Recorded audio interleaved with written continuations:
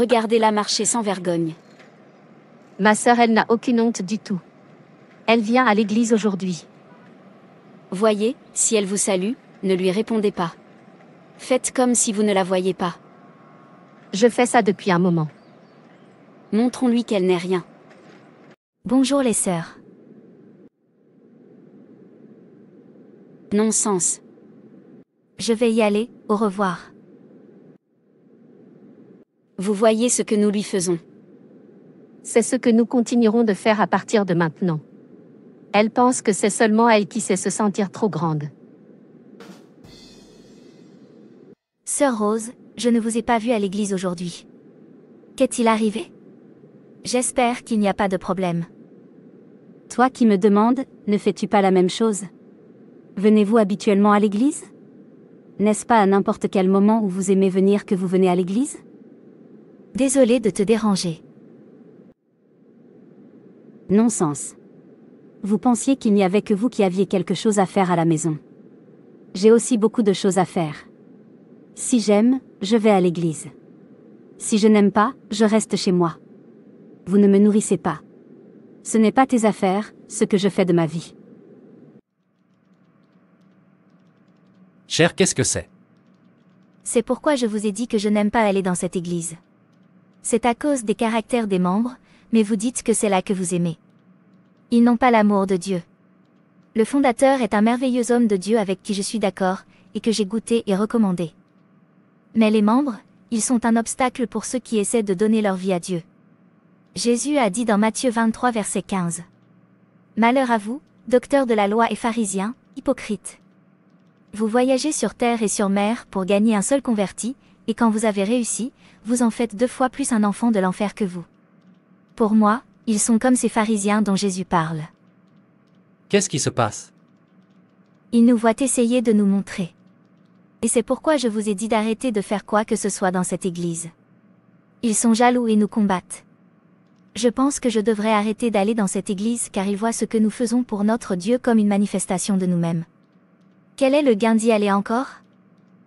Rien ne me fera cesser d'adorer mon Dieu comme je le veux. Avez-vous oublié Matthieu 24 versets 12 à 14?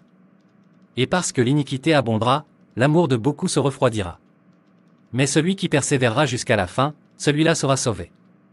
Et cet évangile du royaume sera prêché dans le monde entier pour servir de témoignage à toutes les nations, et alors viendra la fin. Tout ce qui se passe dans les églises aujourd'hui est l'un des signes de la fin des temps, et Jésus vous l'a déjà annoncé. Vous ne devriez donc pas vous soucier de ce que vos semblables vous font.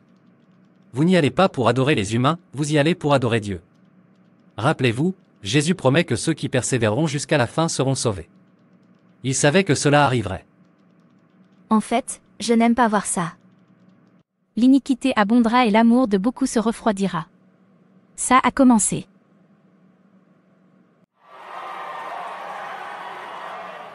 Oui, enfants de Dieu, nous sommes à la fin des temps. Soyez prudents, veillez et priez pour que le diable ne vous attire pas vers le péché. La Bible dit, celui qui commet le péché est du diable, car le diable pêche dès le commencement. C'est dans ce but que le Fils de Dieu a été manifesté, afin qu'il détruise les œuvres du diable. 1 Jean 3 verset 8. Tu dois voir ce qu'on lui a fait hier. En fait, nous l'avons traité comme une poubelle. En tant qu'enfant de Dieu, vous ne devez rien autoriser de pécheur dans votre vie. L'âme qui pêche, elle mourra. En fait, tu as bien fait. À présent, je suis sûr que le corps va se calmer. Enfants de Dieu, devons-nous prier et demander à Dieu de nous garder jusqu'à la fin? Ce que je vais lui faire la prochaine fois sera pire. En effet, soutenu.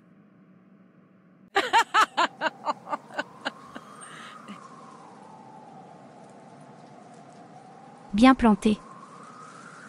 J'ai atteint mon objectif. Leur esprit a été détourné de la parole de Dieu. Ils ne se soucient plus de Dieu ni n'ont peur de Dieu. L'amour de Dieu, la paix et l'unité ont été remplacés par la jalousie, la haine, l'envie et la méchanceté.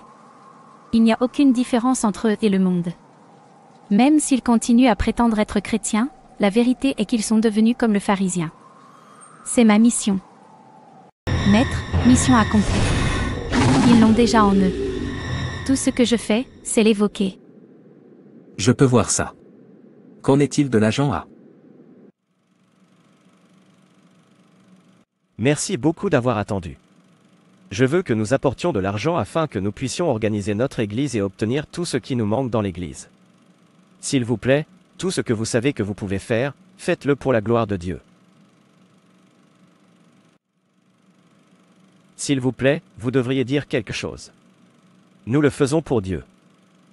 Pasteur, ne vous inquiétez pas. Je vais essayer de faire quelque chose à ce sujet.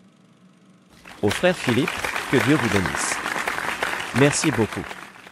Dieu ne vous oubliera jamais pour ce que vous faites dans la maison de Dieu. Amen. Ce frère Philippe, il aime faire comme s'il était plus riche que tout le monde dans cette église.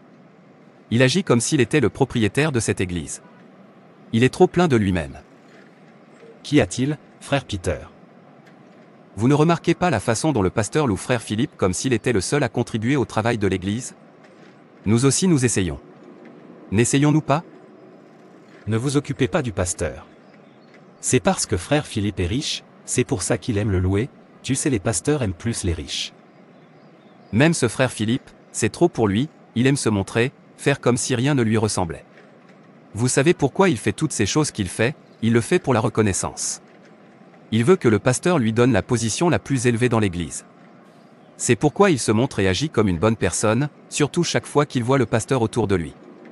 Je soupçonne qu'il veut que notre pasteur général le nomme pasteur. Il veut nous faire de l'ombre. Cela n'arrivera pas. En fait, j'étais ici avant lui. Si c'est ce qu'il vise en faisant semblant d'être bon, je m'assurerai de le frustrer jusqu'à ce qu'il quitte cette église. C'est un non-sens. Bon après-midi, frère. Bonjour frère Philippe. Tu lui réponds, c'est n'importe quoi, regarde-le agir tout le temps comme une bonne personne, il pense qu'il a de l'argent, il est trop imbu de sa personne. Ne vous inquiétez pas, nous allons le faire sortir de cette église. En fait, puisque le pasteur pense qu'il est le seul à faire le travail de l'église, laissons tout à lui, chaque fois qu'il convoque une réunion d'ouvriers, nous n'irons pas, laissons-lui seul faire tout. En fait, tu es trop, laisse faire. Frère Philippe, je veux que tu t'occupes de notre nouvelle succursale.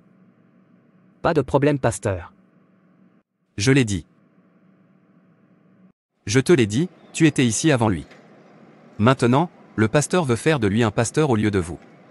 Pas d'accord. Regardez-moi juste les détruire, tant que je suis concerné, je ne lui permettrai jamais de devenir pasteur avant moi, jamais, cela n'arrivera pas. N'est-ce pas frère Philippe qui porte une femme? Cette femme n'est pas sa femme, et il la porte normalement tout le temps, donc c'est qui il est, un coureur de jupons, et notre pasteur général essaie de faire de lui un pasteur. Ça n'arrivera pas, un coureur de jupons ne sera pas pasteur, je vais tout effrayer. Frère Philippe, s'il te plaît attends, je veux te voir. Ok, j'écoute. Écoute, je veux que tu arrêtes tous tes péchés secrets. Il ne convient pas à un enfant de Dieu. Que veux-tu dire par là? De quel péché parles-tu? Ne pense pas que nous ne savons pas que tu es un coureur de jupons. En fait, il m'a été revu de nombreuses fois. Vous êtes un homme marié. Pourquoi continuez-vous à coucher avec des femmes et à faire semblant d'être saint? Tu essaies de m'insulter ou quoi? Comment oses-tu m'accuser d'infidélité? Je t'ai dit de renoncer au mal. Vous pouvez faire semblant, mais pas pour nous. Nous vous voyons, et Dieu n'est pas content, il me l'a expliqué plusieurs fois, et j'ai vu de mes propres yeux. En fait, c'est trop. Je ne peux pas prendre ça. Pasteur, il devrait me dire comment et où il m'a fait coucher avec des femmes. Frère Henri, es-tu sûr de ton accusation? Pasteur, je sais que je dis la vérité. Le Saint-Esprit m'a confirmé cela à plusieurs reprises, et je vois encore de mes propres yeux qu'il est un coureur de jupons. S'il pense pouvoir le nier, il peut continuer, mais je sais que je dis la vérité. Comment oses-tu me traiter de coureur de jupons? Tu penses que j'ai peur de toi? Attendez. Un coureur de jupons est ce que vous êtes. Tu m'as giflé. Comment oses-tu? Assez de ça, assez, qu'est-ce qui ne va pas chez vous? N'avez-vous plus la crainte de Dieu? Frère Philippe, je suis tellement déçu de vous. Car tu es un enfant de Dieu. Tu n'aurais pas dû lever la main en premier. Pour cette raison, vous n'êtes plus un pasteur ou un ouvrier dans cette église. Je suis désolé pasteur, j'ai trop réagi, c'était de l'agacement. Vous devriez apprendre à contrôler votre tempérament, les enfants de Dieu ne se battent pas. J'ai réagi de manière excessive à mon pied. Cela montrait qu'il avait fait ce dont on l'accusait. Veuillez rentrer chez vous et réfléchir à votre mode de vie. Pas de problème, monsieur. Je ne peux pas croire que frère Philippe puisse faire cela. C'est un coureur de jupons. Ne fais confiance à personne, mon frère. Le pire est qu'il continue d'agir comme s'il était saint, sans jamais savoir qu'il est un coureur de jupons. Qui sait d'où vient tout cet argent? C'est pour cela qu'il n'est pas bon d'écouter tous ces pasteurs. Ils ne pratiquent pas ce qu'ils disent. Ils vous diront que vous n'aimez pas l'argent, mais ils l'aiment de tout leur cœur. Ils vous diront de ne pas mentir, mais ce sont des menteurs. À partir de maintenant, je n'écouterai plus ni ne mettrai mon cœur dans ce qu'ils disent. En fait, vous pouvez le dire à nouveau. Comment as-tu fait ça? Je ne plaisante pas. C'est un coureur de jupons. Sinon, que fait-il avec une femme devant sa voiture, une femme qui n'est pas sa femme? Vous êtes en effet sage. Non-sens. Maintenant, il est hors de notre chemin. Il pensait qu'il était intelligent. Croyez-moi, je lui ai appris une leçon qu'il n'oubliera jamais. Il est à l'écart. Faisons face à la personne suivante. Je suis un coureur de jupons. Aucun problème. Puisqu'il le croit, je ne remettrai plus les pieds dans cette église.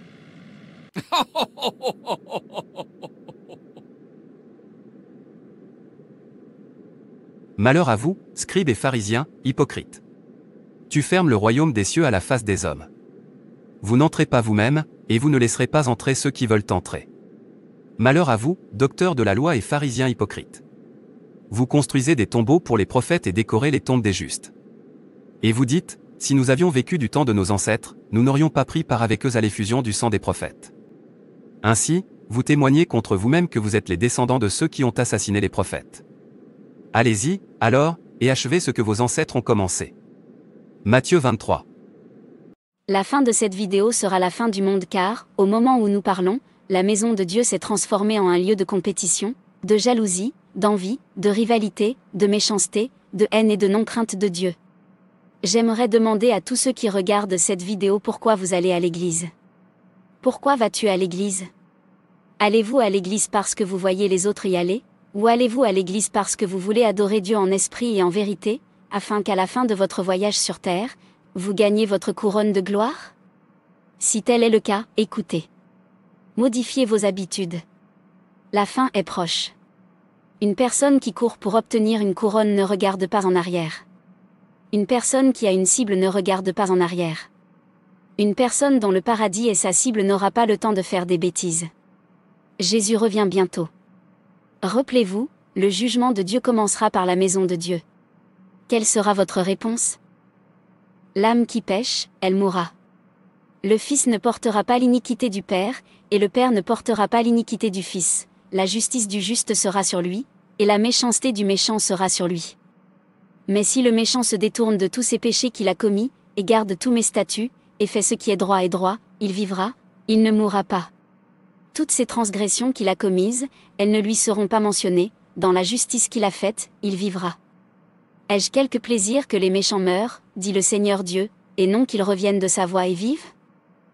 Mais quand le juste se détourne de sa justice, et commet l'iniquité, et fait selon toutes les abominations que le méchant commet, vivra-t-il? Toute sa justice qu'il a faite ne sera pas mentionnée, dans son offense qu'il a commise, et dans son péché qu'il a commis, il mourra en eux. Pourtant vous dites, la voix du Seigneur n'est pas égale.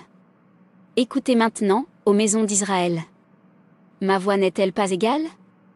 Vos voix ne sont-elles pas inégales? Lorsqu'un homme juste se détourne de sa justice, et commet l'iniquité, et en meurt, car il mourra pour l'iniquité qu'il a commise. De plus, lorsque le méchant se détourne de la méchanceté qu'il a commise et qu'il fait ce qui est licite et droit, il sauvera son âme en vie. Parce qu'il considère et se détourne de toutes ces transgressions qu'il a commises, il vivra certainement, il ne mourra pas. Et la maison d'Israël dit, la voix de l'Éternel n'est pas égale. Ô maison d'Israël, mes voix ne sont-elles pas égales? Vos voix ne sont-elles pas inégales? C'est pourquoi je vous jugerai, maison d'Israël, chacun selon ses voies, dit le Seigneur Dieu. Repentez-vous et détournez-vous de toutes vos transgressions, ainsi l'iniquité ne sera pas votre ruine. Rejetez loin de vous toutes vos transgressions, par lesquelles vous avez transgressé, et faites de toi un cœur nouveau et un esprit nouveau. Car pourquoi mourras-tu, ô maison d'Israël? Car je ne prends aucun plaisir à la mort de celui qui meurt, dit le Seigneur Dieu, c'est pourquoi, convertissez-vous et vivez. Ézéchiel 18 versets 20 à 32. Une parole suffit aux sages. Merci d'avoir regardé. Et n'hésitez pas à vous abonner, liker et partager. Que Dieu te bénisse. Et souviens-toi que Jésus t'aime.